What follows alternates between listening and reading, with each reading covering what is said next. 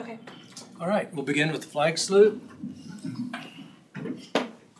I pledge allegiance to the flag of the United States of America and to the republic for which it stands, one nation under God, indivisible, with liberty and justice for all.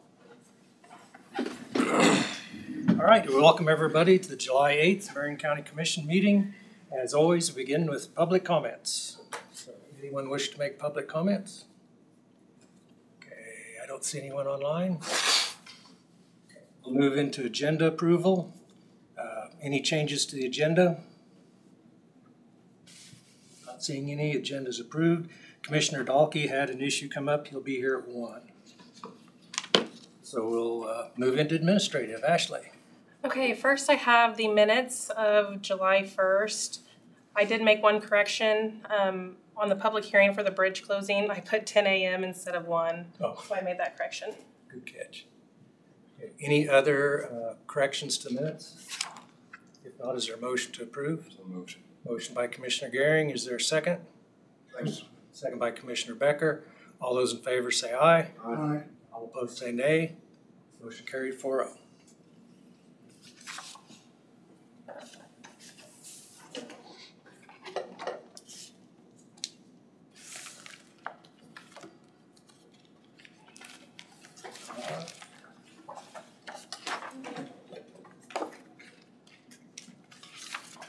Next we have some early checks.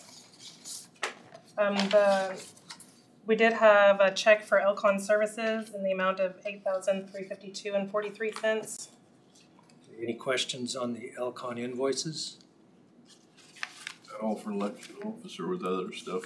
Admin and something for park. Yeah, okay, yeah. Other questions? Motion to pay it. Okay, we have a motion from Commissioner Crowfoot. Is there a second? Second from Commissioner Becker to pay the Elcon invoices. Any other questions, discussion? If not, all in favor say aye. Aye. All opposed say nay. Abstain. 3 in favor, 1 abstain. And then the total amount for the early checks is $85,137.84. Questions on the checks?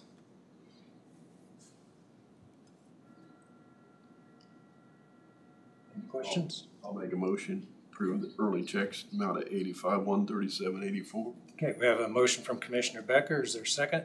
Second that. Second from Commissioner Crowfoot. Questions or discussion? All those in favor say aye. Aye. All opposed say nay. Motion carried 4-0.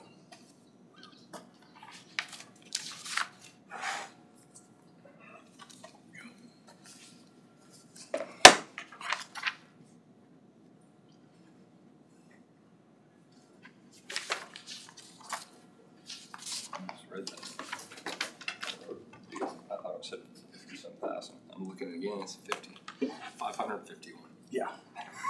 Yeah. Yeah. Move the decimal. Yeah. The difference between looking at a computer screen and my phone. I don't know how you do it on.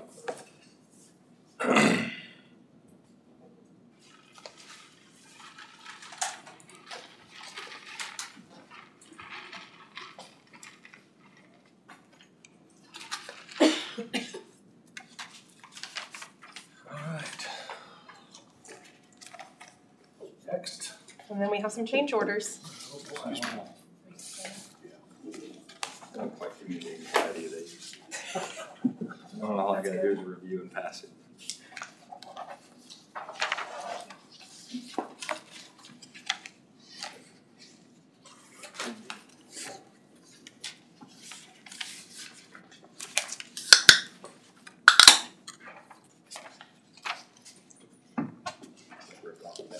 Just gotta do it real fast.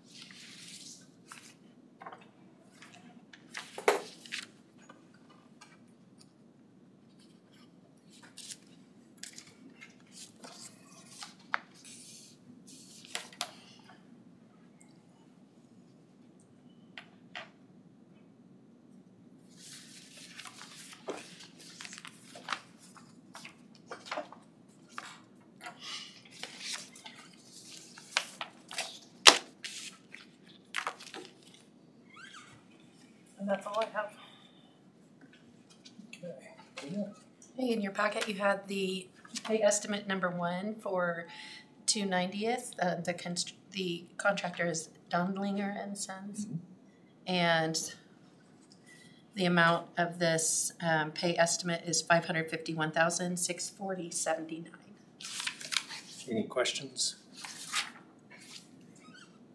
They've been making good progress.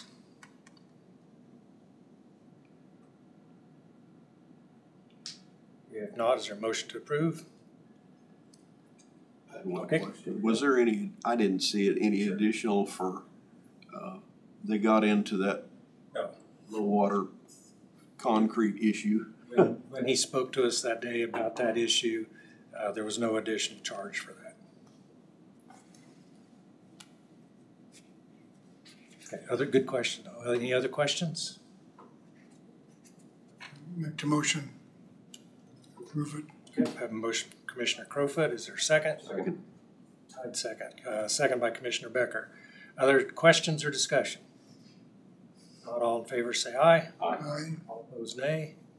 Motion carried 4-0. Okay, and if I can have you sign on that bottom line there, that'd be great.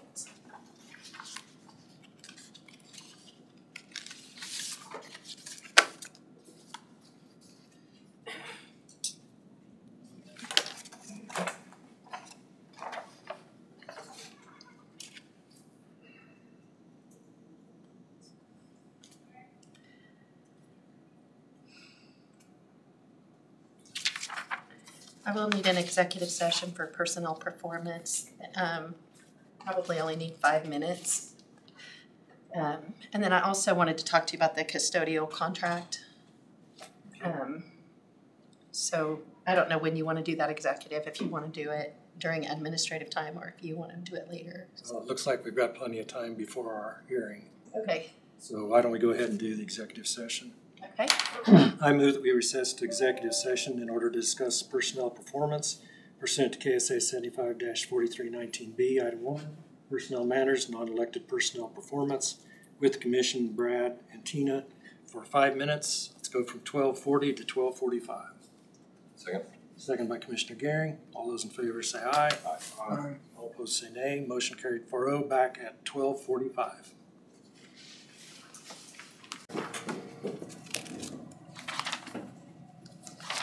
Okay. Good? Yep. Okay, out of executive session, no decisions made. What did we have next, Tina? Well, I just wanted to touch base with you all about the custodial contract. We have, the agreement is pretty well ready to go. We're working on logistics. I have submitted the agreement to Brad for review, and he has a couple of revisions that he wants in just some of the wording, but I think we have all the details worked out. The one thing that we were trying to do was to get a 1-year contract or something from now until the end of 2025.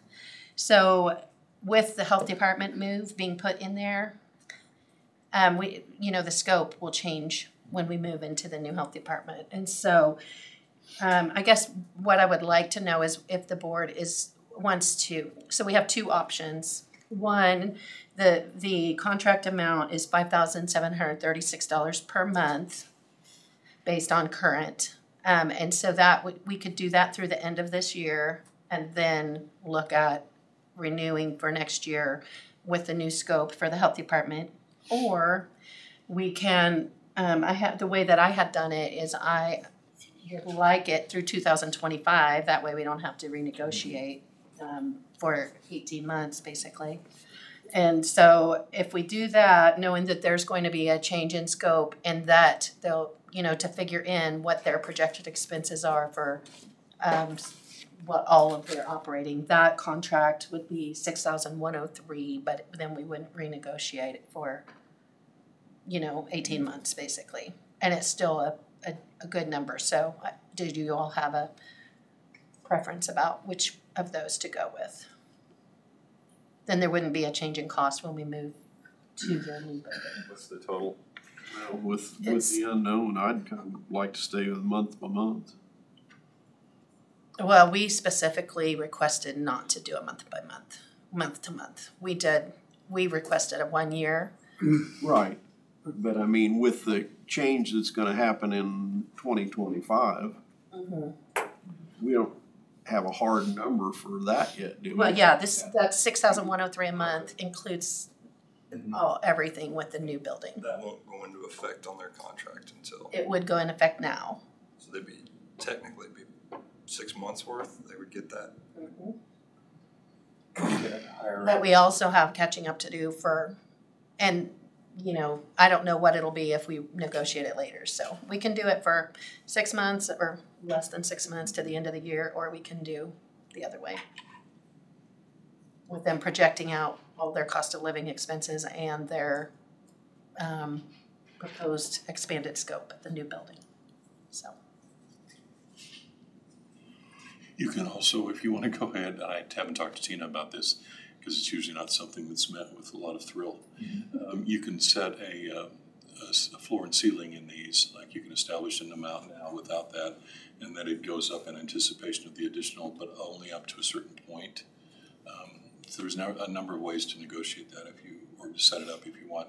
I don't know what their level of sophistication is with that in terms of knowing, well, we have a pretty good idea what it's going to cost us. I just don't know.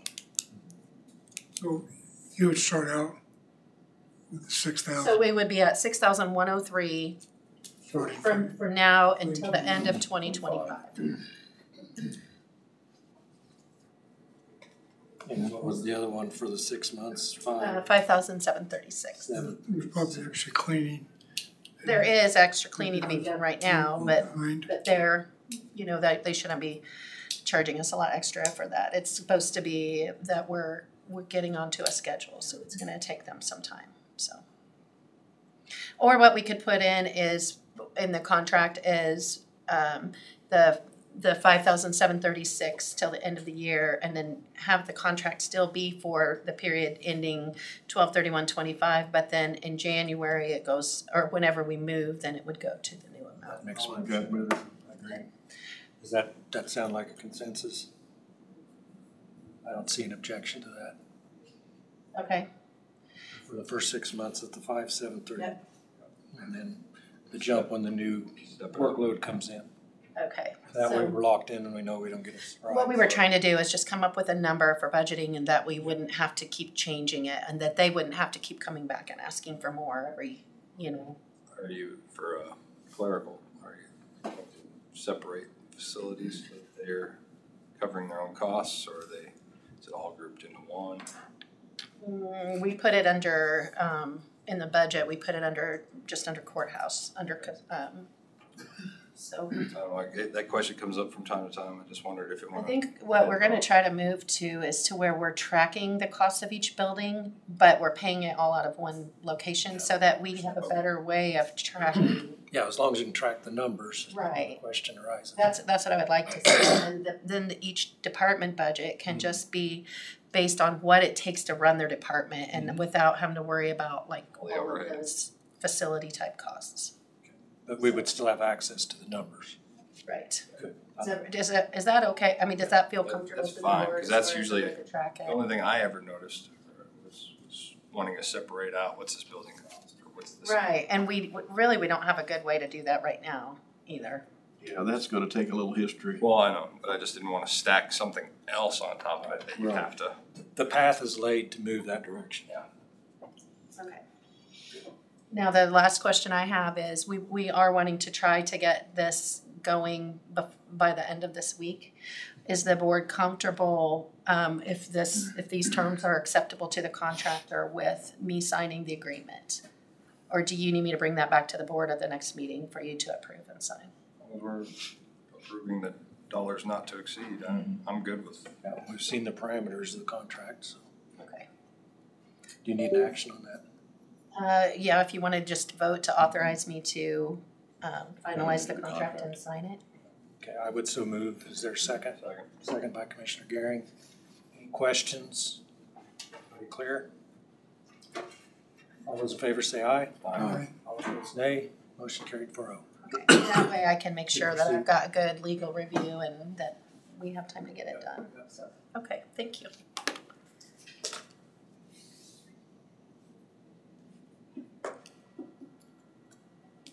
And I believe that was all I had on the administrative. Got about 5 minutes before the schedule. 5 minutes? Can you update us on something for 5 minutes? That one we've been discussing. I'd like to make a comment. Sure. I'm glad it doesn't look like the Starship Enterprise.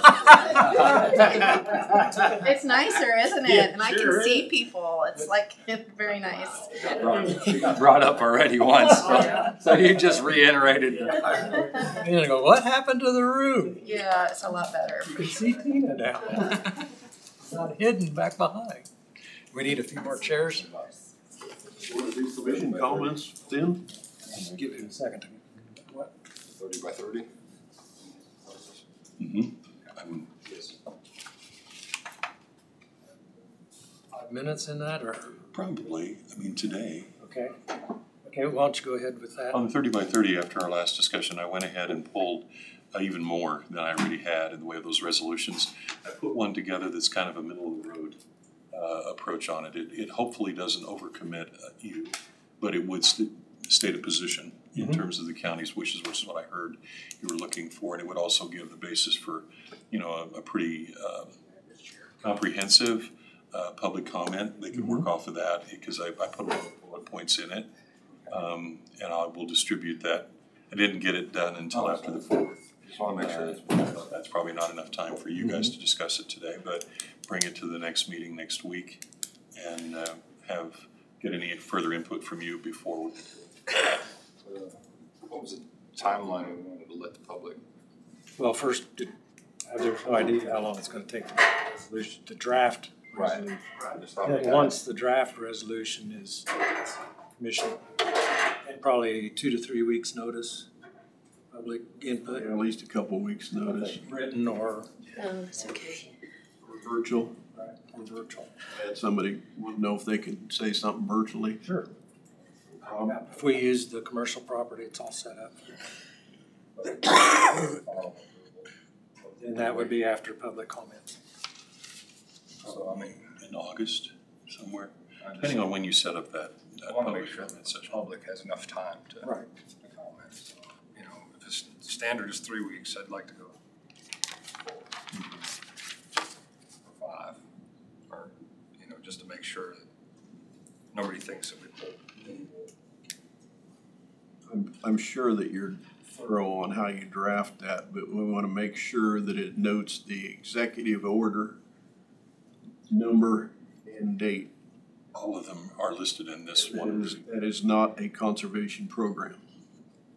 The that original memo I gave you, which is the overview of where this all began and doesn't get down into the more specifics that we've been talking about at the county level, all of those executive orders are listed, and with a brief kind of a comment on what each one, what the heading of each one is. And then there, for purposes of your review, I have them all printed off and attached, so it's a pretty thick stack of stuff you're gonna be looking at. But that's also then available to the public. You go through and take a look at and make up their own mind about what they see as plausible. Does that sound appropriate? Yeah. That's moving forward. Just one comment on it. Sure. Any of you guys get out to the 4th of July? Lake. They had a huge crowd and really good show. I guess the only, it's not really a negative comment because kids like to shoot fireworks, but there was an awful lot of fireworks being shot on roads to where it affected the traffic. Brad, do you have any comment or? Yeah, and again, I got several phone calls. There was even one section that people put up signs on the edge of the roads saying "children at play" in the middle of the road. Anything that impedes traffic. We have the ability to regulate that. I mean, on private property, if they want to go ahead and discharge based upon what you passed as a resolution, that's one thing. The minute you get into the easement, public right of way of any kind, well, I say, yes, public right of way of any kind that impedes traffic, whether we're controlling it or someone else is, we have a bit of a Which roads? Pretty much any and all, if it is. They're not ours. Well, Yeah, then They are inside Lakeshore. Inside Lakeshore. This was inside Lakeshore and inside regulation. that's the reason I'm using the terms. I just want to make sure that we're being clear. Yeah. It was actually even a display inside of Lakeshore that was comparable to the one that was bigger.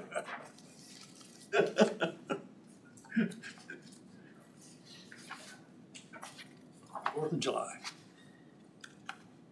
Not hear about any fires or major Fortunately, it injuries. was damp. Well, it was a great evening and plenty of moisture, so nothing caught on fire. It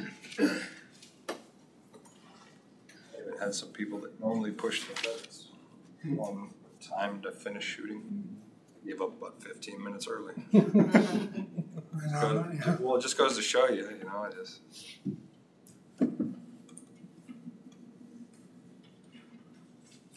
All right, it looks like we're at our appointed time. That way, if anyone from the public wanted to be here, we want to make sure they have a chance to be here to comment. Steve or John, if you want to come up.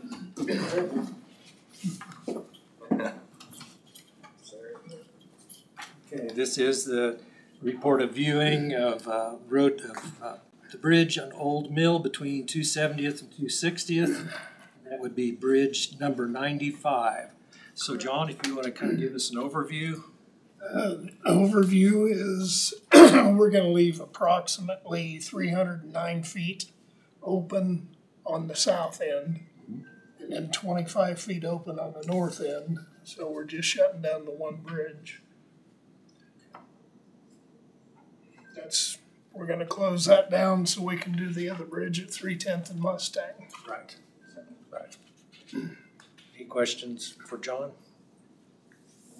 Okay, then I would open it up for public comment. Does there anyone from the public wish to comment about the bridge closing? We just want to make sure that we have access to our field after we can go over that south bridge. And Yes. it's been washing on the north side of it, on the west side going in there, it's been washing real bad. So a couple years ago, I think it was, my boy had a bunch of foundations and stuff from a basement, and we worked it out with the county to dump it in there to keep it from washing, because if you don't take care of it, it's gonna just collapse that bridge. Right. So we just wanna make sure that bridge is protected. That's the only way we can get into that north field. That's the intent. And that was a pretty new bridge, they put a lot of money in it, so we don't want it to wash out on those edges of the ditches, so if you could keep an eye on it, take care of that, that's all we ask. So, Just state your name, please. Randy Sweedock. Now, our focus was on the one other bridge, but yet everybody would still have access, maintain the second bridge to protect that access. That was our only worry or whatever, so. Very good. Any other? Richard Meisinger, I own the property on the west side, the north half mile, which would include the bridge that you're talking about. It's the only access I have to a parcel of land. It goes to the bridge in the middle of the section, but I don't think it's feasible to ever get across that anymore with the water going down the road. You couldn't ever get there. But there's a couple acres of good ground as you can get to. You know, the last few years, I always farmed it, went through that bridge you're talking about, and combine, 8-row planter mounted. But my son has bigger equipment than I had, or he'd have to take it off, so he doesn't farm it. But I'd like to put it at least to walnut trees or something, but I would have no access to get in there to mow the weeds between the walnut trees, or there's no way I could even get to it. So it kind of presents a problem. Have ideas there, Steve? Well, it's inaccessible now. I mean, you can, I wouldn't even take one of our county trucks down right now. I mean, just to maintain the road would cost us a great deal of money, just to get to that. Just to get to the bridge, you mean? The one that we're planning on closing down? Well, south of it, it probably is bottomed out, as I understand, with traffic in there. Yeah, and there's also a box culvert prior on the north end of the bridge in the middle that we're planning on closing. That box is all eaten away and both edges are completely eroded away, and you can't even get past that to keep on going north. Well, if you take out the one you're talking about, the one that hasn't been improved, why, then I have no way to get to my property. What's your plan with, you sure can get to it from the north, the bridge you're wanting to permanently close. Is it accessible from the north? I just go over the bridge and then up the slope into my field. I don't go down the road once I cross the bridge. That'd be something that would be a possibility coming in from the south side heading north, going across the first initial bridge that we're planning on keeping open. But you're saying your property access would be on the south side of our middle bridge? No, it would be on the north side of the north bridge. Well, no, the south side of the north bridge, that's where I go up the incline to creek comes in from the east, and then Mud Creek, of course, goes diagonally across. And you say there's 2 acres there. About that, it's awfully good ground. How are you accessing it now? You're Well, going I over farmed it until just a few years ago. Now my son farms it now. Since I retired, but his equipment's a lot bigger. He have to take, well, I don't think he probably would want to put his equipment across the bridge. I always did, but probably was overloaded, but hell with him. So that's the only issue I've got. How do I get to my field? Control, you have to mow, and you can't just plant walnut trees. It takes management to do something with them, or you don't even, they'll never make it to maturity. Is about the only other option I've got, and I'll never see it, but at least I get something. You got a Google Maps there, Tina? I was gonna pull up pictometry. Pull it up. If I could get across the bridge just with something light, a light tractor to mow from the north, on the northwest side of the road, the north end.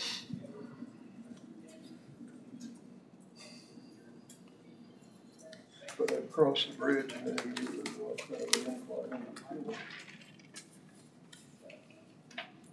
The new bridge that they put in, it's basically on the half-mile line. I don't think that would be accessible because the water goes out of the creek down that road, and it probably cuts a great big gully through approach to that bridge. I don't think you could ever count on going across it. Randy, come on.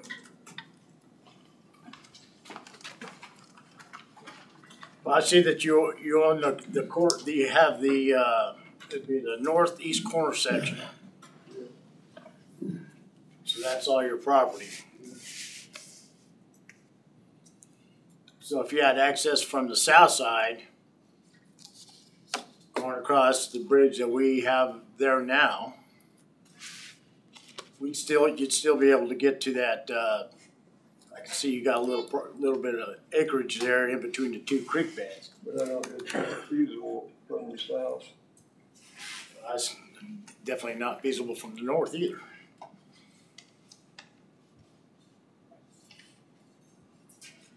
I guess would be something we'd have to look at, pull it up on Google Maps. We could find out exactly what we're talking about.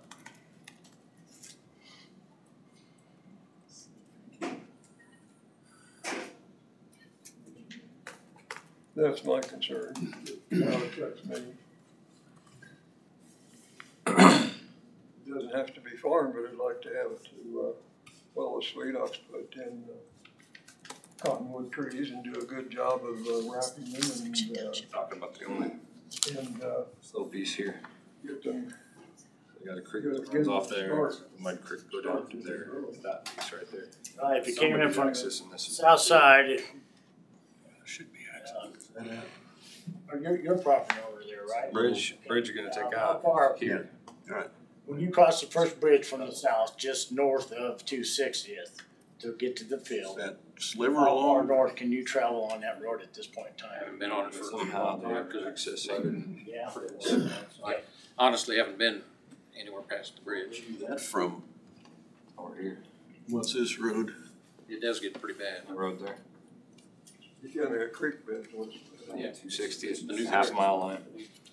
That's why I'm hoping we can make the curve off into their 270th. South bridge outs. Come in here, going all in, access all that, but he's talking about. Well, is that creek, there's creek there too.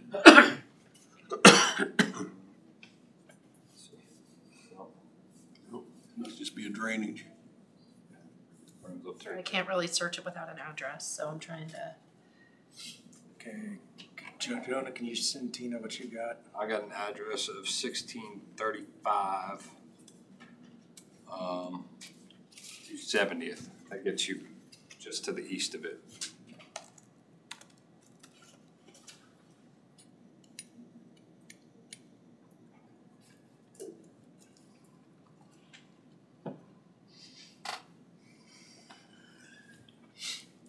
Doesn't like that address. Well, I don't have an address. Another address, but it's south of there. I can try to put a parcel in on here.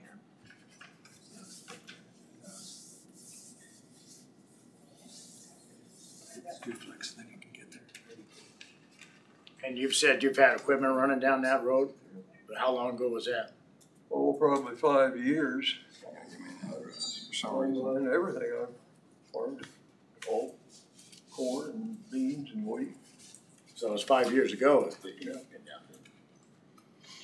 But I didn't go, I just went to that north bridge you were talking about doing, went across the bridge and then up the slope into the field as far as I went. Won't let you do an intersection. No, not on this.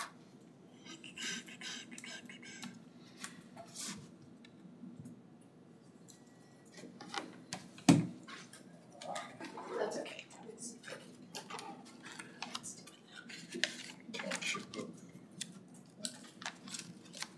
Well, I think we'd all like to see the map before we go any further, so we can be sure to address Mr. Beisinger's concern.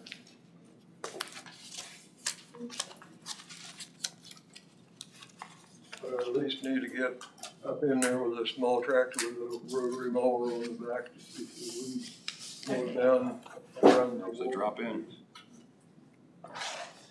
Does that look like the, here's Old Mill. Here's 260th, here's and so 260th, and then Okay, right there's the bridge. And his Let me see if I property can is go on the up a west little side of Old Mill. here, let me see if I go up a little bit so So- you can see up there. I don't know. I mean, right there would be access to the road. We're doing between 260th That's and the half mile line 270th. there, isn't it? Yeah, Yeah, hold on. half mile line is right where the. Where the middle bridge is. Yeah, shoots through. And the bridge that we're wanting to close is the North of there. Is the north one. Oops, let me go back. That's this one. Oh, Nice to pull yours up. She can send it to Ashley. Just one sec. I probably can. It'd be up here. That's right there. This is The bridge you're talking about is right there, and the field I'm talking about is right there. Okay, Yeah, there's a- let's go up a little bit. But Okay, I believe that's a box there, and this is a bridge. Let's yes, go up a little bit. There's a box culvert to the north, which is the one I was talking about being eroded out real bad and all that. And then to the south of that box bridge, approximately, maybe 1,000 feet, there's a bridge that resembles the second bridge that you have access on. They're both built the same way out of metal. But you're talking about having access across the box culvert, not necessarily across the bridge to get to that 2 acres of land. and you have to go through a half mile of field to even get there, and then getting from the field down through where the water comes out of the creek and down the canal right. Out there we call it the canal route, which is Old Mill is the canal route.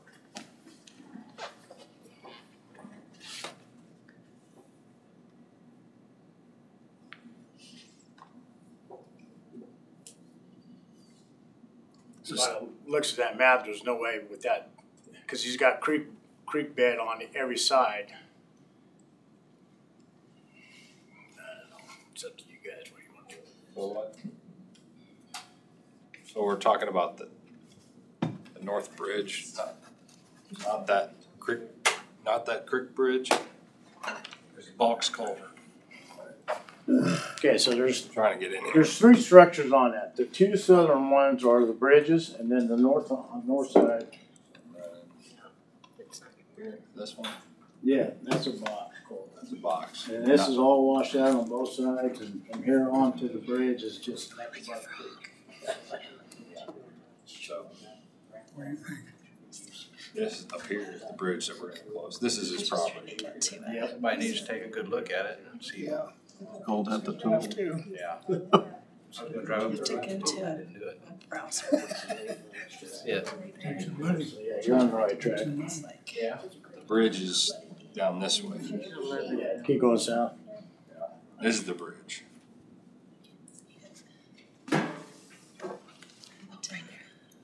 See, I was thinking it was the other way.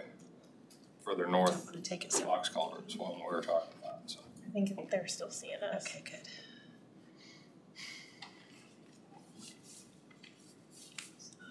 The property on the east would still be accessible from 270th, right? Yes. Because you're not landlocked because of the creek.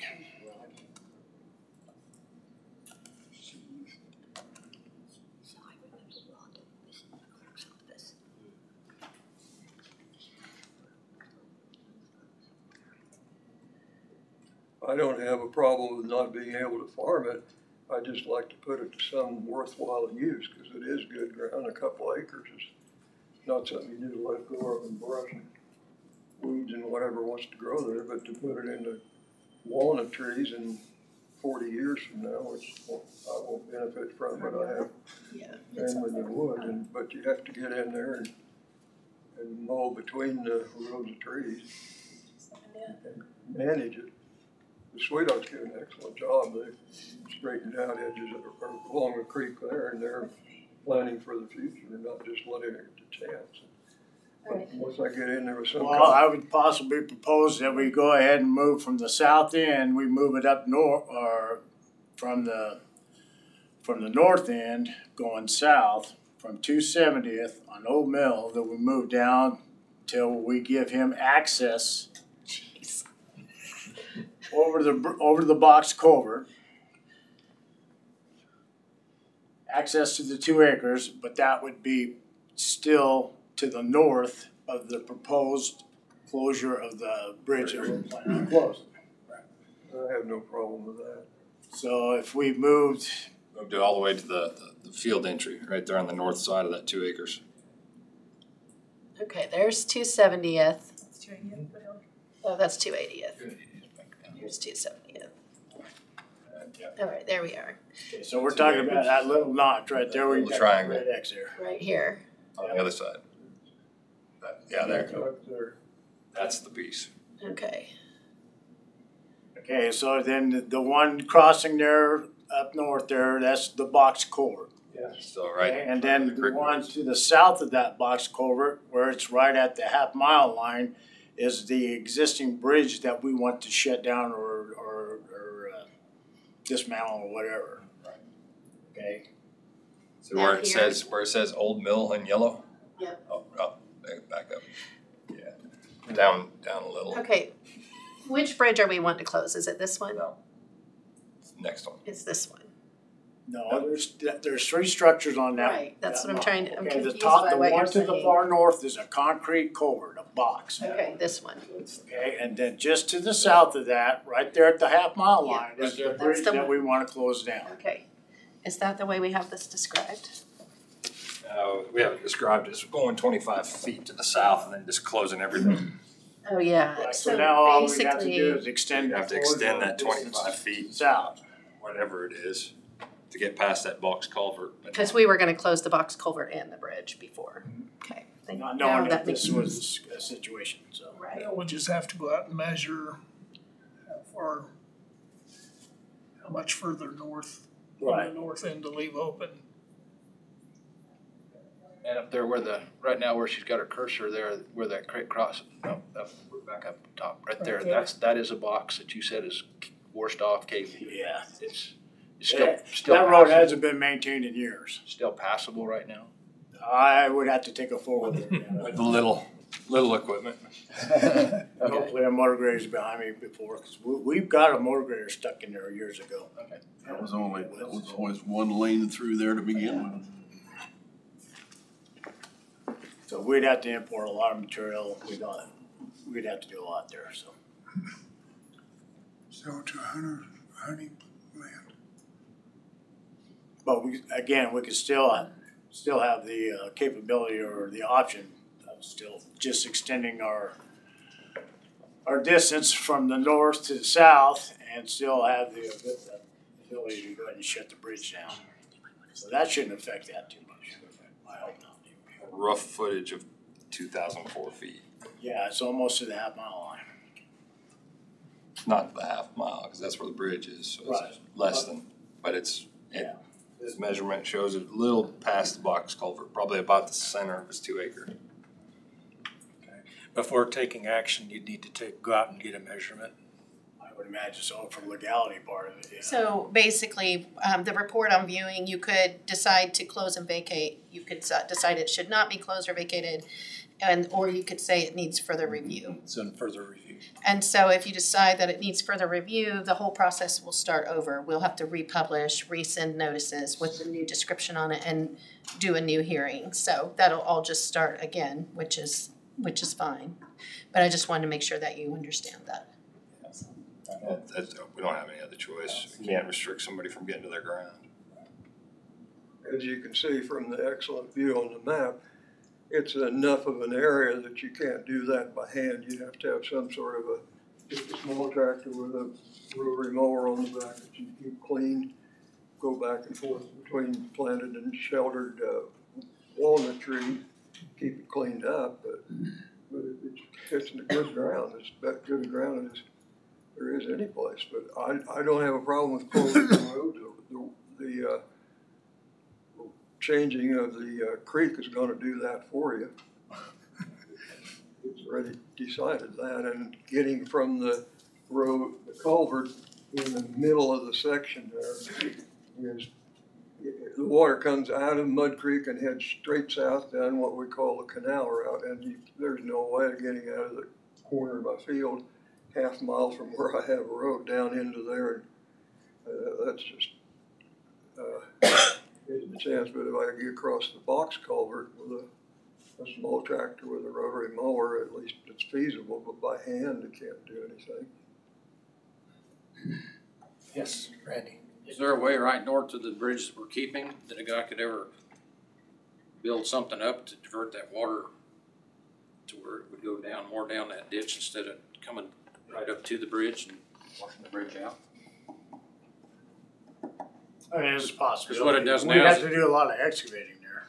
But it comes up there now and then it gets to that bridge and then it finds a way to cut down right beside it, and that's what's washing out right beside it. If a guy could dump enough foundations or something just past it a little ways and then divert it before that, it wouldn't hurt the bridge in as much. Just a question. Yeah, we've done quite a bit with your helping as well. Yeah, get everyone else involved. Stuff there Because too. if we wouldn't have, it really Which would creek? have done its damage. That's a good That's bridge. the other question. We're talking about Mud Creek, now it's navigable. It's a lake, it's a named. Talking about the other one, you can get by with more. But even then, floodplain regulations will kick in. Yeah. Well, it looks like the result is gonna be needs further review. Something I'm seeing, Commission. I mean, we got a constituent concern. This one? Hold it open. See, we're not closing it, making a full finding. I haven't Yeah, researched but that if for a you're while. gonna change the description of the section that you're That's true, closing, that's true. which it sounds like that's what you. If that's what's gonna happen, you're right. I was just thinking of the same thing, yeah. And keeping it the same, but we are. Then I think it needs to just start again. John, do we have any kind of deadline on this as far as,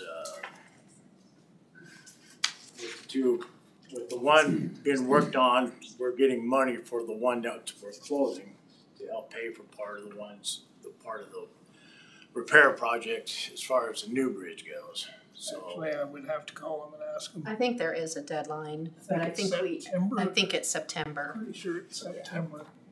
So if we just we'll stay get on it, right we away. should be okay still. Does that need to be a formal action for the needs further review? Okay. Yeah, I think a consensus is okay as long as, well, unless Brad Yeah. said them, As then long just as mark we that. have sufficient action for this to sign, because this was ultimately gonna be a result on this one. All right, then, I'd say, I'd make the motion that the report of viewing show that it needs further review. Second by Commissioner Becker. Further discussion? I mean, we've had input from a landowner with access. Access for. Sorry, Yes. just a point of order. Did you have any other comments from the public at the hearing? Then you need to close the hearing before you take board action. Sorry, yep, sorry. Thank you, Tina. Were there any other public comments? Take the motion off too. If there's no further comments, then I close the public hearing. Restate the motion to report of viewing show that we need further review. Second by Commissioner Becker. Further discussion? If not, all in favor say aye. Aye. All opposed say nay. Motion carried 5-0. All right. Thank you, Steve. Have a good day. Thank you for the hearing. Yep.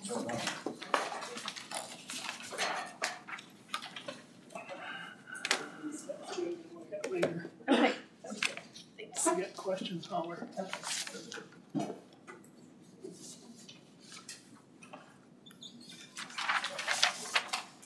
Oh, that was so hard to get that map up. We need it right now. What you like, She'll work it. what you like. Just noted that it was a bit noted in this, 3 lines worth. Yeah.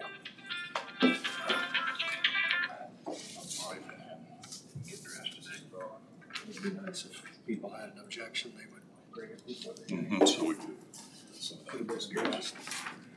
It's illegal if needed.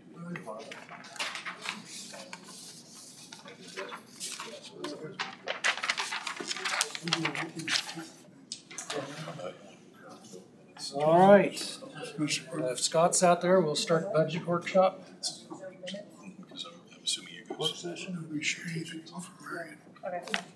Not surprised. You find my neighbor.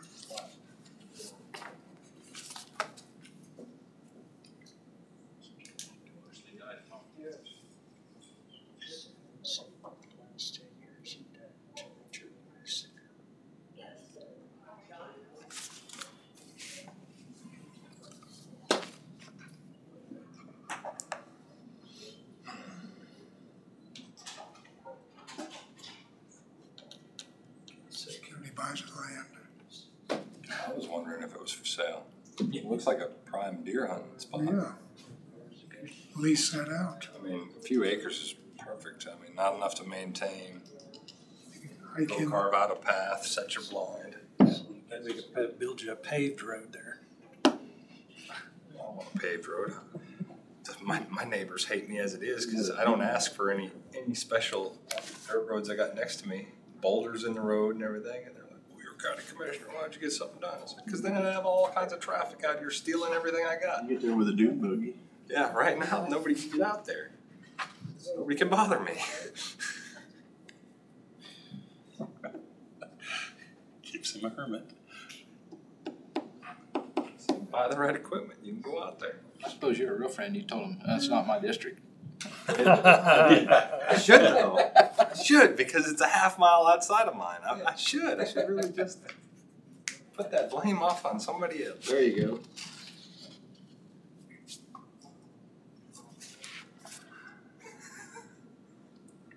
I wouldn't throw you under the bus like that.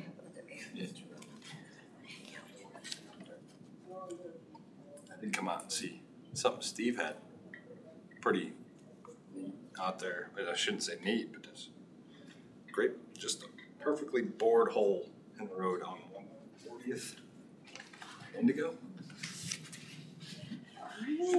Rock Road, there's a hole. The hot seat. Oh, the hot seat, okay, hot seat. Thinking it was from the shockwave. That's been a while. The ground pound. Good afternoon. Discharge in there, yeah, they drilled a hole, discharge in. They did filled it back in probably. Probably not. Oh, sunshine? How's your day? Oh, just peachy. Scott, Not too hot yet, but wait till later in the week. okay. Come back. Yeah, good to be here.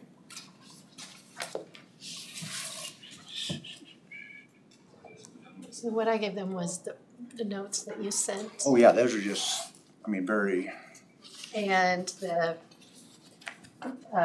current list of road and bridge equipment, and then the capital list that I sent you. sent over, yeah, okay.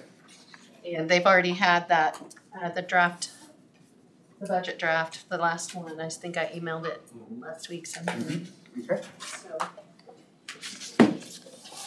Or over the weekend, sometime. Can we just share a couple things, or? Sure. Okay. Well, good afternoon. You're at least not Pratt County, let me tell you. I got their assessed value the other day and it dropped $14 million. So I started off that budget with a $900,000 hole. Only reason I'm sharing that, this really got my attention. Yeah. So I never thought about an international event impacting a rural county like Pratt. So what happened is they have a lot of underground storage for gas. And so this literally took me back to the 80s, 1980s, when the banks were failing like crazy, the farmland went in the tube, the oil went in the tube, and all this. What this is when Ukrainian war started, the gas reserves were priced at, I talked to this guy, all he's done for 45 years at the state of Kansas is value pipelines and gas reserves and utilities. And so it was really fascinating for about 45 minutes. He said that what happened at 739 was the unit price right after the war started. And the state, assesses that. So come around to this year, and the price was $239. Mm-hmm. So that's how it dropped $14 million. And it got me thinking about, a lot of the assessed value has been going up for several years now. And it just really got me thinking about that. It got me thinking about, I'd given this to Tina. Did you share it with them or just, okay, rethinking the reserves? Right. And I was just thinking about the risks associated with not just assessed value, but revenue neutral rate, and that's something we were going to talk a little bit about today. And, I can't find it, but Tom Brown, I think some of you know Tom Brown, but I can't find the article, but Utah had revenue neutral for 8 or 10 years, and the local governments almost went bankrupt. And here's something I hadn't really thought about is if you are gonna, I think I kind of shared this last time, if you are gonna lock your dollars in, okay, and your inflation is at 5%, it's going up like this, well, the mill levy is gonna go down. But if they really wanted to teach revenue neutral rate appropriately at the state level, then they should be teaching local governments and helping the local governments come up with other revenue sources. And the one thing that counties don't have a lot of is other revenue sources, okay? Cities are different. Cities, because of utilities, especially if you've got your electric fund, they have the opportunity to do other things to help with that neutralization of the locking in the income. So that's what I wrote down. I was just writing down here on that first page of yours, here's what the assessed value roughly went up. Here's what the neighborhood revitalization, which is $118,000. Here's what 5% inflation would be on your 23 actual. And so I was just saying, okay, how do we cover those types of things when we lock in the ad valorem tax? Interest is literally one of the only things that saved the counties this last, probably about 3 years, 2 years at least, because the interest rates have went up quite a bit. Sales tax has kind of flattened out. So that's just something I think I just wanted to share with you up front because I never expected assessed value drop 14 million. And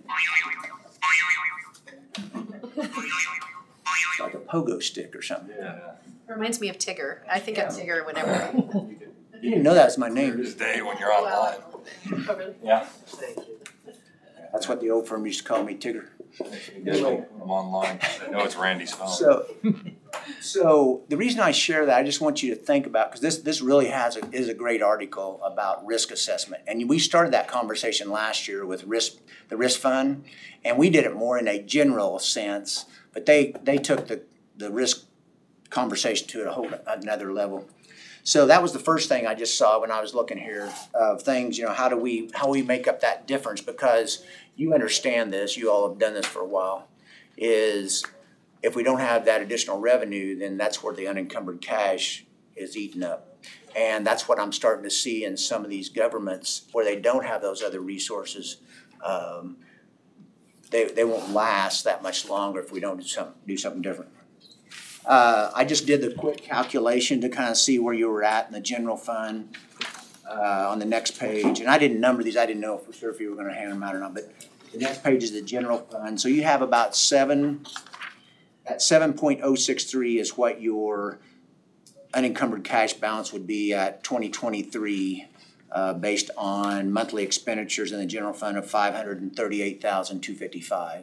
So that kind of gives you an idea, that rule of thumb of 3 to 6 months. Now, they didn't mention that in this article. That's really what they were kind of saying, is having that whole reserve mentality to weather some of these storms. Because what's interesting is they mentioned the act from 2009, they mentioned ARPA, and then they talked about how do we at local governments handle that if the federal government doesn't send some of that money. And the one thing the federal government's got over us as local governments is they can print money. We can't print money. And so, not that that's good for inflation, but that's something that they have over us, and we may have to weather the storm ourselves. So that didn't look too bad. The next one, this is more of it's on the debt service.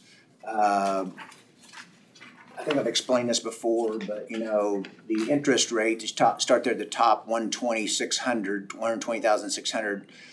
Really the reason we have cash carryover in this is to manage the first interest payment before the taxes get out. So there might be 23,000 you could pick up, put it somewhere else.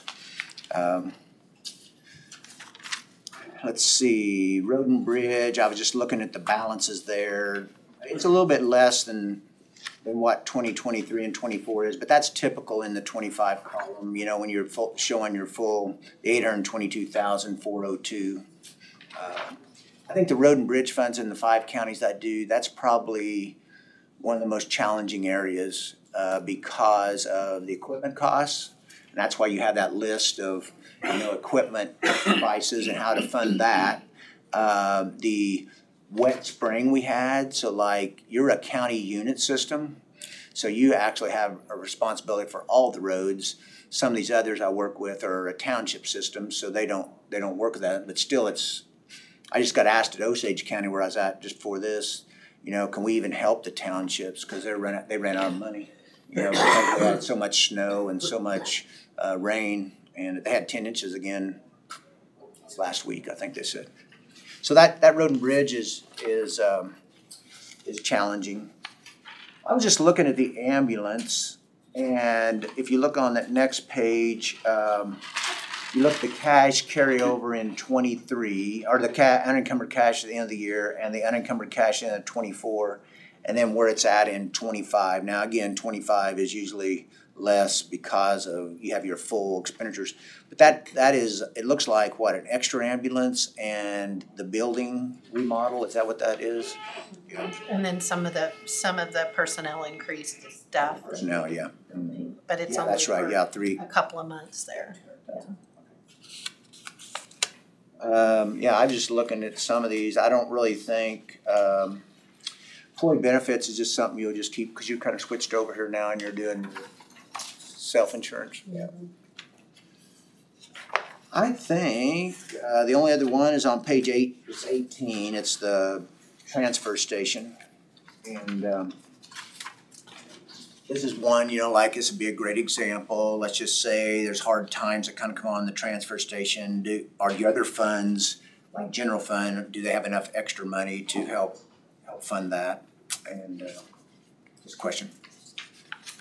But then when you go back to the general fund, which is the second page of your packet, and we only have 0.78 months of cash in the general fund for 2025. Yeah. So that's 422,000. That's not very much, based on a revenue neutral budget. Yeah. So.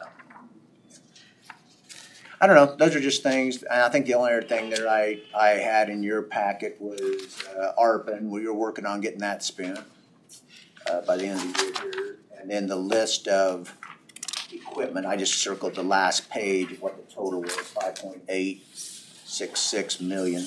So, and this is not including any road and bridge equipment. So what I did was I just asked every department about, just to think about what the needs would be for the next 5 years. And then some of this is not necessarily needs, but how to expand services or what they could foresee being a need or a wish of the county. But that's where that list came from. And some things we have prices on and some things, well, I think we may have,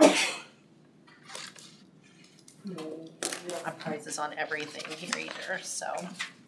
But just trying to think more long-term and start saving towards things.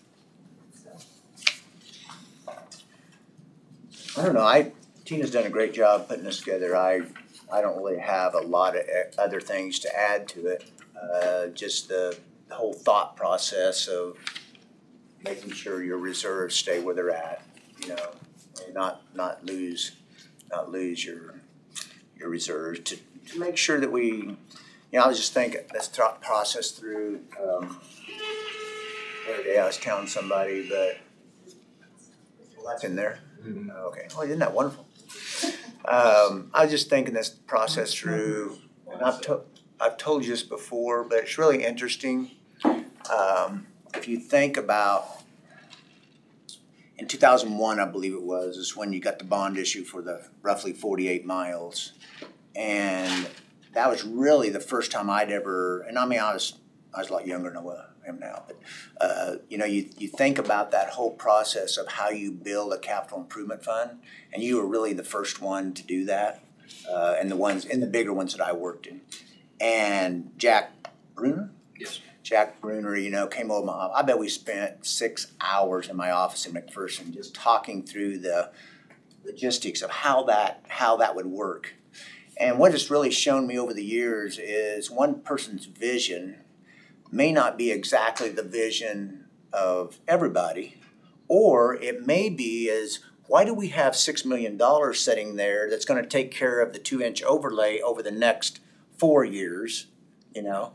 And why can't we just use it right now? And that's what these two articles, that other article, I don't know if I think you gave that to him too, the one about the capital planning. Yeah. And you just look at the capital planning and you say, who's responsible for the expenditures today? And who's responsible for those that are going to last over the next 20 years? And trying to figure out how much of that is debt and how much of that is cash. So Tom Brown and I, he loves to do this kind of stuff. So I'm leaving Wednesday morning, so I'll be gone for a couple of weeks. But when I get back, we're going to go through that and take McPherson and try to understand that model. You know, trying to understand how much you pay with cash and how much you pay with debt, and what the future generation, who should pay for that. Like, let's just say you wanted to put in a new, I think Emporia's doing this, Mark over here at the city, I was talking to him the other day, he used to be at Emporia. They're putting in a new rec center, you know, and the city's helping build that. Who should pay for that? Should it be cash right now, or a big chunk cash, or should it be over the next 15 or 20 years where the people down the road? So I think that's something that I've probably this year trying to understand that model of, if we really did that, if Jack Bruner's model would have stayed in place, like the overlays would have been funded, because that's the way we set it up, you know. We set it up to where in 3 to 5 years, that 2-inch overlay would be redone again, and the cash would be there to do it. But it's hard for some people, I think, and even brought it out in this article, it's hard for some people to say, well, why aren't we using cash right now instead of saving it to use it for future? It's like you're individual, it's hard to hold on to your savings account when you see a brand new car and I'm just using that as an example, and different people look at that different ways. And I think that's the challenge of working with a government board, because each person, Well, another factor that comes into that is inflation. We saw a period of 4 years where no road improvements were made. Yeah. And then that was at low cost, and then we had to make up time for those 4 years at double the price. What Scott was just saying is when I come in 2005, there was supposed to be X amount of cash for X amount of miles. It wasn't there because the oil and cost of doing the roads had went up since 2000 so much that we had to pick miles and start picking and choosing which was the worst ones and needed it to use the money that we had. So that's kind of a study session on looking forward to seeing what you should use for reserves and, capital planning, and what you should pay as you go, But Sometimes you guys gotta take the gifts that are given to you too. If you got a bond rate at 2%, you can save money at 6%. You're an idiot to pay for it. Absolutely. Yeah. Your circle here. Yeah. I couldn't get $1 more on any budget line without it bumping up the rate to say it was over revenue neutral, even though we're $637 under. You might study this. I didn't tell you this in email, but some people try to get 0.1 over revenue neutral, because if the value comes in, if the value comes in lower, then you are still able to go above. But if you don't have it over, you can even do it even and say you're going over and do the hearing, I think. Can't you? Yeah. I'm gonna tell you one more story, because this hit me pretty hard the other day at Pratt City, and this really opened my eyes to decisions you make today and what the impact you'll have in the next 40 years, okay? So I couldn't figure out, Galva's got this same problem, water problems. And we're gonna have to get a filtration plant because we had oil and gas there, big fields in the 30s, and we've got a lot of problems with water. And if you don't have water, you don't have a city. So we were going to have a filtration plant, but I couldn't figure out why Pretty Prairie only paid, in 2019, only paid $3 million for theirs, or $4 million, and we would probably have to pay $10 million, okay, which makes sense. But Pratt's is $60 million. And I go, well, Pratt's a bigger city, but that doesn't make sense. So if you take a piece of paper here, and I'm just going to draw some random dots here, okay?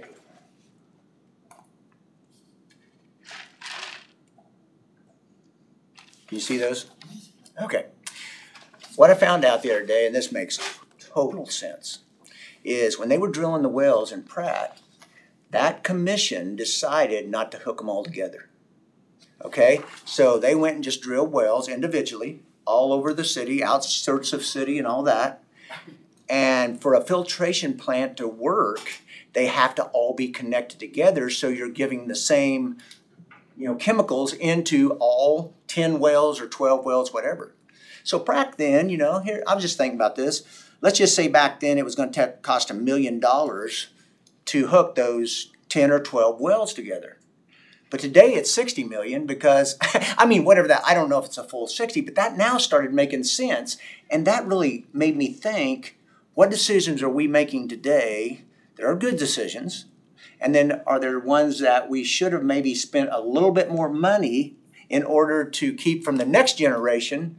We don't know that, but that's just something that made me start thinking of those guys back there, or gals and guys, whatever. Probably, oh yeah, we saved the city $1 million, or whatever that number was, and today it's $60 million. So I don't know. That's just that's a tidbit. That's an extra that I thought about the other day. I'll shut up. Well, there's a risk analysis in that too, because you get a cross-contamination. So there might have been some of that thought. Yeah. Not wanting to combine everything, and then if something became connected. Yeah, if something was isolate. Yeah. Mm-hmm. You have to be able to isolate. Yep. Anyway. But I do also, what you mentioned about value going down, I do have a concern, because this budget is really tight, really. So where if you do lose value between now and November when we actually set the levies, that could impact, So I don't know that we necessarily will lose, but possible. Because we're doing it based on an estimated value, right? But you could, do that, if you wanted to stay with this level of taxation, you could still do that, and you could still do the revenue neutral hearing and all of that, and that way if your value goes down, then you could go over, or at least get the same rate that we have in this budget, instead of it being. Yeah, cause you know this, but you can always go down, you just can't go up. So like Osage wanted to know if they should go 1 mil below revenue neutral. And I said, I wouldn't do it now. I would at least stay revenue neutral. And then when you get to your hearing in August and you feel like, because they've got some challenges with, they don't even have their bank reconciled for the last 8-9 months. They've had some challenges. We don't know exactly if the cash is. So there's things, you just have to look at your situations. You guys have got a well-managed, county, and you take care of things. That's not the case all across. And I said, don't make a hasty decision to lose it, 1 mil down, and then you get there and you needed that 1 mil. So they're tough decisions. You're saying we can't raise it. I thought they removed the tax lid. What I mean is, once you set it, okay, and you publish it, okay? So you publish it, and let's just say you published at, I don't know, what is it here? 72. So if you published at 72,957. Which is revenue neutral. Which is revenue neutral, and you wanted to go up 1 mil, you couldn't after the publication because you didn't go through the revenue neutral steps, you're tied to that number. You can go down though. You could and that's what I told them, do not make that move until you get to that and you feel more comfortable with these numbers, because you can, after the hearing, go down, you just can't go up. And here's another thing just as a reminder, we do have to have a decision by July 20, and have that to the county clerk. So, the notice of intent, which means next week's the last week that you have really to decide on Monday if you want to stay revenue neutral or not. But if you say we're going to potentially go over, that triggers a notice that has to be mailed to every taxpayer, and plus a publication, plus it has to be published on our website. So, which we've done the last 2 times, but the cost of that notice is. In the past has been reimbursed by the state. I believe they're reimbursing it this year also, but it's, just to send that notice out is over $9,000. It's a significant amount, so.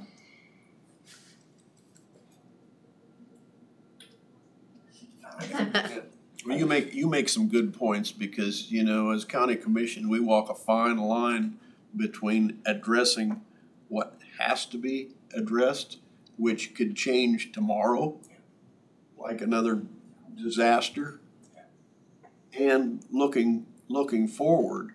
We're probably like most of the other counties. We've relied on our increased taxes, our valuations, and based on what I hear from state and local officials, they expect that to even increase next year yet. But like you said, at some point in time, it's not going to. Now, our big hope is, okay, in between now and then, that inflation will come down, which would save us a lot of money. Or the state might actually reimburse the counties some of the $3.5 billion that's sitting up there, since we got no local option anymore. That's a good one. And, those are things that you hope for, probably not expecting them.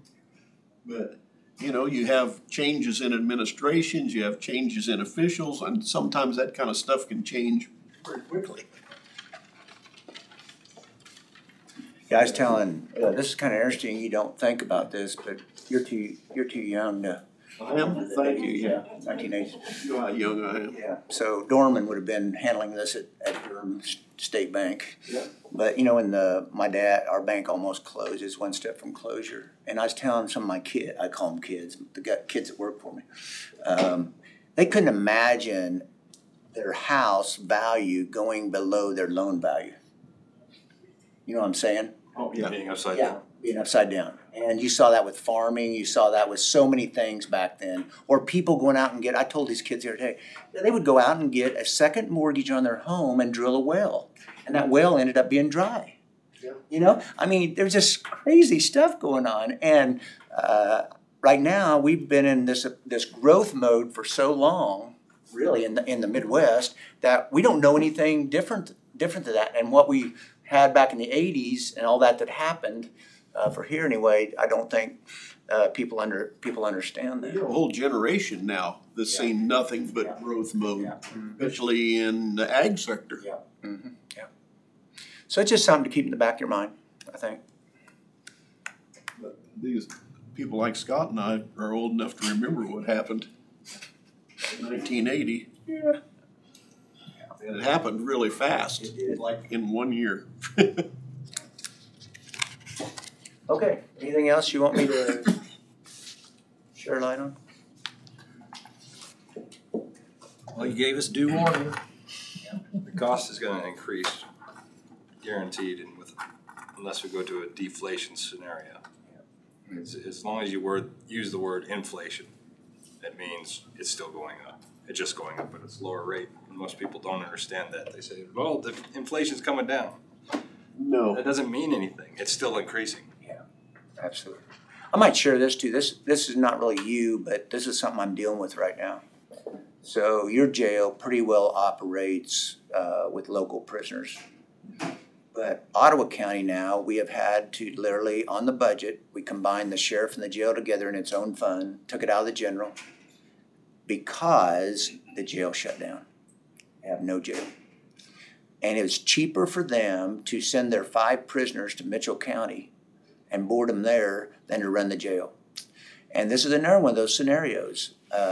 And the reason it's fresh on my mind, I think I've got the 3 commissioners of Osage County really scared because they just are building a $19 million jail. Okay, and I don't. That's just what they're doing. Yeah, and the chairman just called me on the way. Scott, you're scaring me. Well, I said, already in it to win it. There's nothing you can do at that point.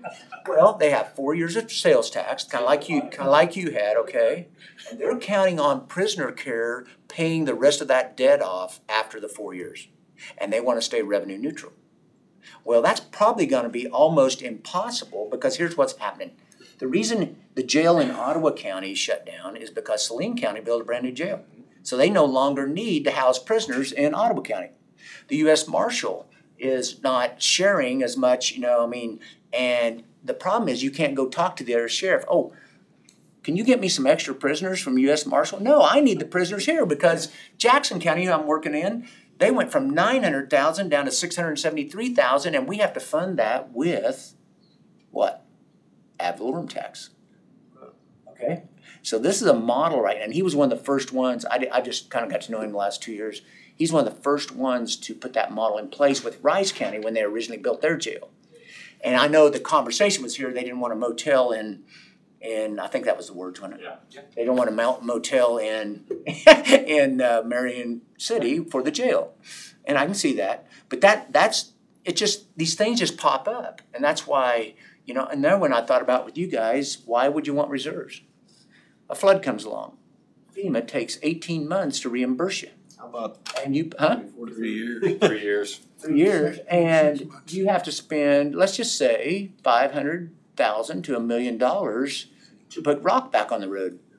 Where are you going to get it? That's the thing I think about in this whole reserve thing. Well, take that right there with our budget. So we're running so tight here with this budget, and the accident happens, whatever, I don't know what's going to happen. Something happens, and we don't have no money. Where do you go then? You have to go board of tax appeals. If it's an emergency, you could potentially. This is what happened back in the tax lid days. The first time is people started lease purchasing. So what we end up having, instead of buying outright with cash, that's how they built their cash back up, is they went and borrowed debt so they could spread, it's kind of like home, they spread their payments over, 5 years with CAT equipment or whatever. And all I saw from the tax lid days was all these government entities with excessive debt. That's how they got in there, is they had excessive debt because that's the way they funded their budget, around the tax lid. Yeah, which is not a good thing. Back then we had 1.5% to 2.5% lease purchases. Mm-hmm. Absolutely. Yeah. But one of our accounts that's drastically down is the transfer station. Yeah. And it's one of them things that we've used only that money that comes in from your taxes. But it's not looking that way for the future if we continue at the rate we're going. One thing gives me a little comfort on the transfer station is we did raise several of our rates, but that doesn't guarantee. Are there any other counties you work with that struggle with their transfer station? Oh, yeah, absolutely. I'm trying to just get them at least to explore it. Ottawa County, they pay a individual that owns the land. I mean, I'm not exactly sure the arrangement, but they pay Saline County to dump. But they don't really have a transfer station. This Minneapolis Waste and Refuge, they pay them like 1.5 or 1.7 million a year to take care of their trash. And I said, have you ever thought about putting your own transfer station in place? But they, like you have to manage your trucks, trailers, all that. Osage, Hams is the one that manages all that for them. They haul all the. So they have professional management, yeah, but they own the transfer station. Yeah. And then how do they get along with that? It's okay. Recycling's all upside down right now. It's nothing. So like one of the best guys to really understand. This guy's great. His name is Jason. He's probably late 20s, early 30s. He runs the Pratt landfill. They actually have a landfill in Pratt, and he knows that operation frontwards, backwards, and sideways. And he's somebody to to really talk to about the pros and cons of all that. Butler County, I do the audit there. I went out and toured that about 2 years ago. Oh my goodness, that's a massive landfill. So I have different sizes, but I don't know. There's just really McPherson Area Solid Waste Utility is probably one of the best operations, cleanest. We were talking about that the other day. If you look at some of these places, that it's hard to keep them clean. You know any counties that have sold their transfer station? No.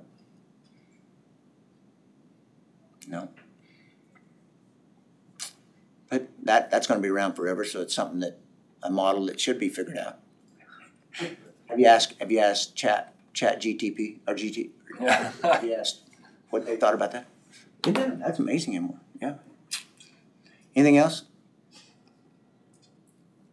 I think it gave us a lot to think about. I will just say this real quick. I'm on a very much reduced time schedule with you this year. So I think the original contract was signed, maybe, I don't remember, but I'm gonna reduce it quite a bit. I haven't looked at the hours, I don't know. I mean, we had quite a bit up front there. I did training, I came over here for the full department head meetings and all that. So it'll probably be 10 to 15,000 less than what I've done in the past. Tina's done a great job. She's always done a great job, but she's done a great job of just, I do enjoy coming over here, but. We enjoy you too. Gotta make sure it goes into. I'll tell you what's kind of interesting. I was just telling this chairman at Osage, Brown County called me. We do their rescue, and he can't get the other two to really think outside the box. And he worked he was a deputy for the sheriff department for 8 years, and he became a commissioner. And their auditor does their budget, and all they do is put the numbers in, and they're done. And he goes, I just can't. You've done our rescue, and we really appreciate the insight, So what's interesting is I went through their budget. I didn't charge them. I just went through and marked it all up. And he goes, oh my goodness. And I said, well, there's a difference here. There's preparing a state form, and there's training. and learning. And the training and learning starts at the commission all the way down to the department head and the department heads that know more about how their budgets work. So that part of it, I think it's just, you can't even compare apples. It's not apples to apples, you know, it's just a different process. So I enjoy it, and I'm glad in going forward, if there's any way I can help or be involved, I'm glad at whatever level. One other thing you've been talking about today is looking back at 20 years, looking back at time and seeing cash, this. Yeah. What's somebody gonna do 5 years from now or 6 years from now and look back at ARPA and look at our cash fund, and then we're gonna be quite a bit lower since ARPA in the last two years or so we've had money sitting in there. Yeah. And our account's gonna look ugly once you start dropping this. Yeah. How's that gonna look, I mean, in our books? I mean, it's gonna look like, well, somebody spent some money. It'll be traceable. Yeah. Yeah, it'll be traceable, but it'll look And hopefully they match it up to the COVID situation. Yeah. Okay. But, you know, that's just not I mean, that was a good answer in some respects for some businesses, because I mean, it was some businesses that were just really freaking out in the counties and the governments and how we're gonna do this and we're going off the cliff. But, you know, I don't know if money like that from the federal government, just printing money, is good for the big picture of everybody. You know, it spreads it out. It never is. It creates this whole inflation mess that we're in. Yeah. That's what created it. Yeah. Okay. And one thing to keep in mind too, Randy, that ARPA, it's a non-levied and a non-budgeted fund too. Yeah. I think the other thing you have to look at too, and this is something when you look at reserves, we were just having this conversation at Osage, they go, well, they don't even have their 23, they have a 22 audit done, and they had 16 million. I said, oh, well, we've got plenty of cash. I said, no, 16 million is the total unencumbered cash. You've got almost 5 million in bonds that are sitting there for bridges. You gotta back that off. There's 11 million. You've got ARPA still account for 1.5 million. And I started naming, they had capital improvement, which is money that can be transferred back to general, of $1 million. They had special machinery of $1 million. But those aren't really operating funds. Those are more big picture, you know, items. So when you back all that off, your operating funds are quite a bit lower than what you see on your audit report. I think people, and the biggest thing people see when they look at your county financial statement, they look at the bank accounts and they go, oh, the county's got 28 million at 12/31, but 12 to 15 of that is other people's money. Yeah, it's gone. Okay, So I have one question. Yeah. Sure. So the budget, the way that the commission has gone and the way that it's prepared, does that budget scare you? That's what I'm. No, I'm not for higher taxes. I mean, I am not for higher taxes, you know, and but I'm also for. I thought about this driving down here from Osage. I got to see a lot of people's finances over 30-some years at Swindle, Jansen, Hawk, and Lloyd, and I didn't work on them. And the people that were amazing to me were the ones that had planned to have resources when things pop up and they could just go write a check. Mm-hmm. You know, and that really always amazed me is, you know, it's not that they were hoarding, they were saving, but they also were able to take care of those unforeseen situations in life where the other ones, I had them on the flip side that their credit cards were maxed out. You know, if you want to see somebody, you go audit a bank, okay? And I audited some banks, okay? And you saw that as a banker. The people in the community, and I think I can say this on public here, but the people in the community that look like they're doing good are not technically the people that are doing good. They're living on credit. They're the people that are over here maxed out on their debt. And I was thinking about that. How does that transfer over to governments? You know, what is again, back to that, how much debt, what's your cash reserves, and where you should be, and being able to not stress out. Like I just, over the weekend, it's really kind of hard to keep up right now. I'm saying, because this is, and I'm not bragging on Scott Lloyd, but Atchison County, they're a rescue client. But the treasurer goes, Scott, would you look at this financial statement? And I looked at it, and their general fund had a negative $71,000 as their unencumbered cash. She goes, I'm a little worried, and they think we can go out and build an $8 million road and bridge building with cash. I told her, there's not enough cash there to go build a $1 million road and bridge building, based on what they had there. And some people just don't understand that. So, anyway. People don't understand how much you save by being liquid. Yeah, absolutely. All of a sudden we've got $1 million hiccup. We can write a check for it. Where we can't, we can negotiate a price. If you do that with credit, you don't negotiate any price. But wasn't that, I think it was here when we were talking about was it the ambulance? Where if you buy it now, Yes. What was the deal? Prepay, and it was prepay, and you. I mean, they're thinking of any kind of ways to get you to, to sign up. Buy it now, get it delivered in 4 years. But they're also buying it at today's price. Yeah. You're not allowing that inflation factor to come into play. Yeah. Creative. That's creative, that's right. That's in the budget, by the way. Yeah. Plus, there's a few other things, savings in the budget, lots of savings in the budget that make me feel comfortable with the budget. Right. I mean, we do have some things budgeted that if we chose not to do it next year, that would increase the cash. Yes. We haven't signed contracts, but those are all just goals, making sure that those dollars are funding those goals. I mean, just looking at it, if you just did revenue neutral for 1 year, it's not going to break you. It's not going to be a problem.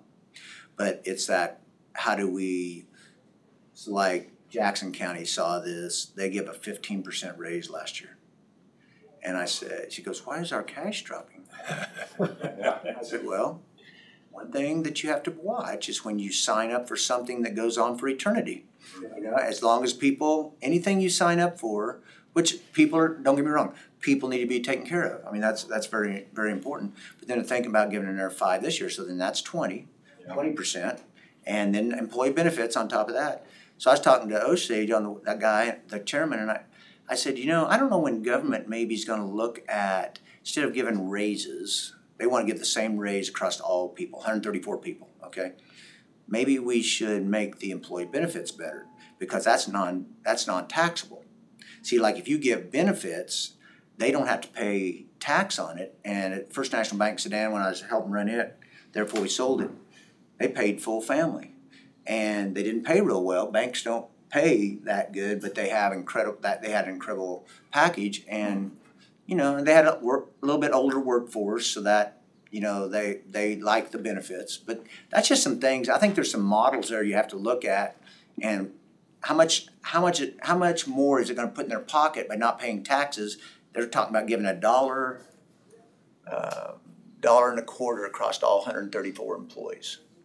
Okay, after taxes, how much they're really going to have in their pocket, and their health care it's pretty rough right now. So there's a lot of money coming out there. So they probably won't even get any money after they pay their share of the employee benefits. They won't have a lot of money in their pocket. So they're just there's so many moving pieces there. But people are important. So, yep. And, the issue going through COVID, you couldn't hire anybody. And it was all about the hourly rate or the salary and nothing to do with the benefits. Mm-hmm. Yeah. And it's still kind of that way. One thing we've heard from this gentleman since I've known him is you'd like 6 months, 3 to 6 months operating expense money sitting in the background. That's called liquid, I believe, is the way you look at it, Kent.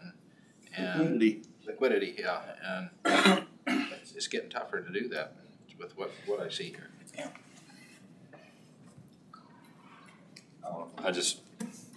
This year, been thinking about people on fixed incomes. That's been my main thing.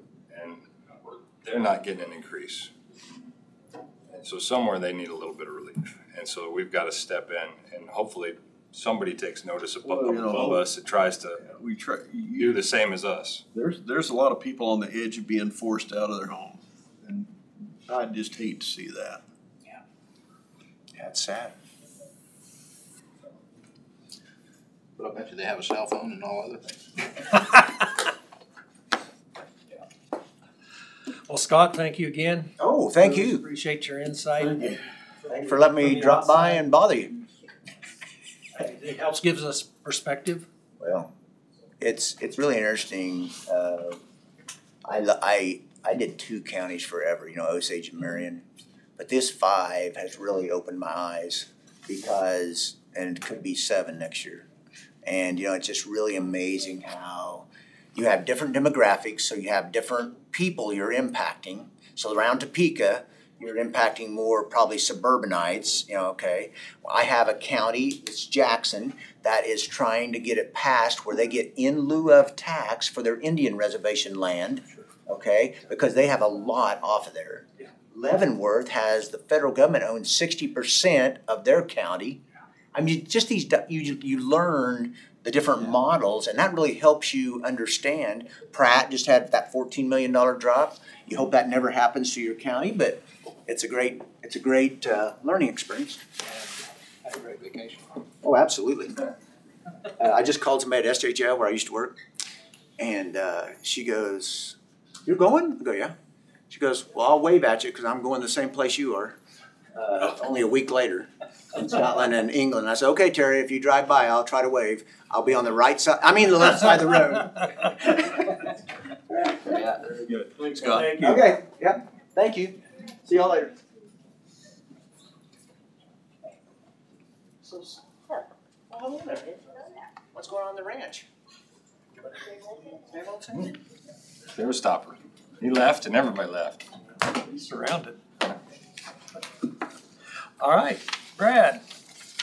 The only, I did want to update on that, are probably, potential litigation, executive session. And how long would you like? I think 5 minutes will probably be enough. All right, I move that we recess into executive session to discuss pending litigation. Potential. I get the piece straight. This is potential litigation pursuant to KSA 75-4319B, and that would be number 2, consultation with our attorney-client privilege with the commission, Brad and Tina, for 5 minutes, 2:16 to 2:21. Second. Second by Commissioner Gehring. All those in favor say aye. Aye. Opposed, nay. Motion carried 5-0. We'll be back at 2:21. 5 minutes. The mayor that. Okay, that's all on. All right, we are out of executive session. No decisions made. Do you have anything else for open session? No, the 30 was the other thing, and we talked about that already, so. Okay. Tina, do you have anything else? That's what I can think of. Okay, the key is, I guess the question is there anything else that you need to be able to make a decision on the budget next week? next week we decide the revenue neutral. Yeah, you have to state your intent on that, and then also we need the date, time, and location of the budget hearing, so. Randy? So refresh now, we go revenue neutral rate this year, Mm-hmm. but next year we want to go 2 mils higher. I'm just saying that. You'd just have to go, if revenue neutral is still in place, then you would have to just follow the steps to do that. Have the hearing and do it. Yes. Okay. All right. Yeah, the tax lid being removed, and we're finally going to actually, before in the past, we were always too afraid to lower because the tax lid wouldn't let you jump back up. Right. They took away with that, but then they added all this extra stuff that they have to do. R&R. But Yeah, I'm not saying that the legislature won't come in and do something else with the Just tax lid or. we never know what they're you gonna know. do. they're trying to talk about, it's just talk, but they're trying to talk about limiting the evaluations to what, a 3 or 4%? Yes, Right. this has been talked 3 to about. 4% per year. So that could play into it. They're doing too late though. So, but I feel comfortable just based on what I said earlier. We've got money set back for projects, and if we get into a jam, we can put those projects off.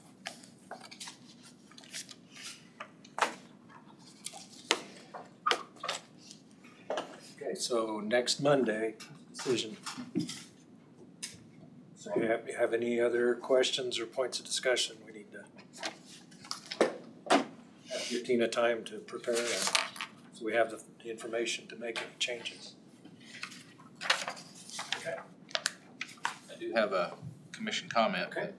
Yep. Or whatever. No, I was doing whenever we do it. Oh, okay. Yeah, I don't want. Anything else on budget?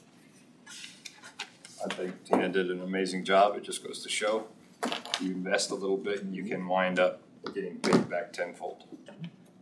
I think we need to thank her for looking for those efficiencies that we've kind of been looking for the last few years, and she was able to tie it down this year.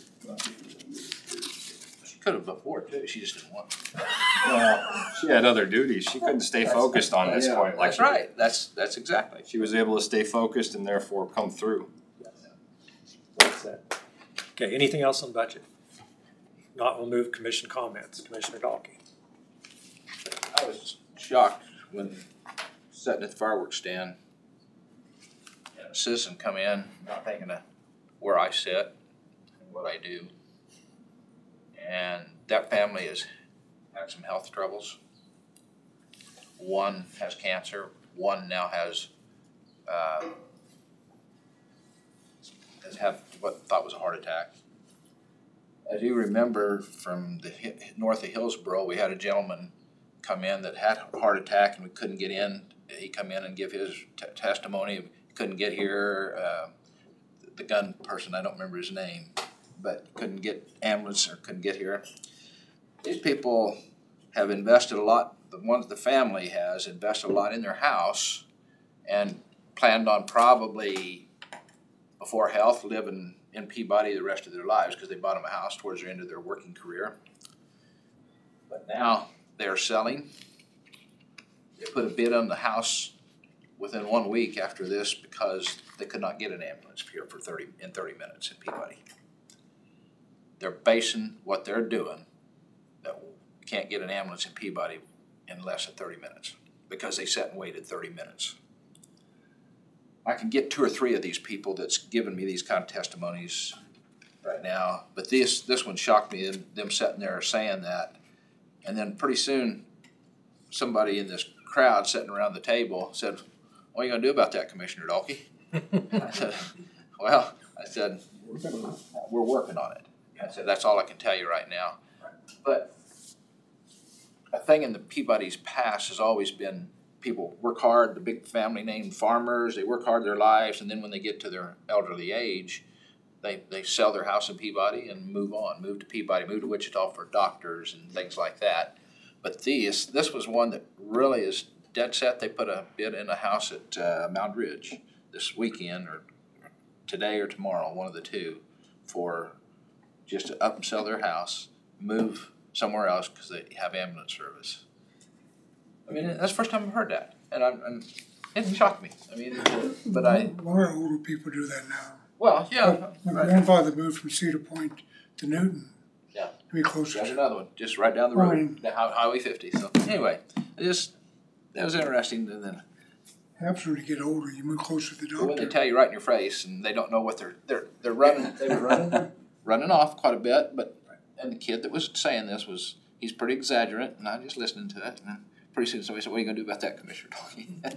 Okay, well, I said we're working on it. We just haven't got there yet. So. And that's what the support is there. Yeah. We've got budget in place. It's just a matter of getting the last pieces in place to make it happen. Yeah. So still working on finding the location. I am on the agenda for the rural or 4th Fire District now. We'll see what. Yeah, we'll see what they're doing, huh? See what they're doing. We'll go through the meeting and go through the board, because I talked to one board member that didn't know too much, and so we'll find out what the board says. Might invite somebody else to hear it, come down and listen to that meeting, that date too, so I'll give you a date and stuff, so 2 of us can hear what they do. I think that it's a good thing to have 2 people there instead of just 1. All right, other comments? Get the candidate form on the 14th, is that right? Yeah. Do they call? Yeah. It's on a Sunday. What time? 3 o'clock. County Lake Hall.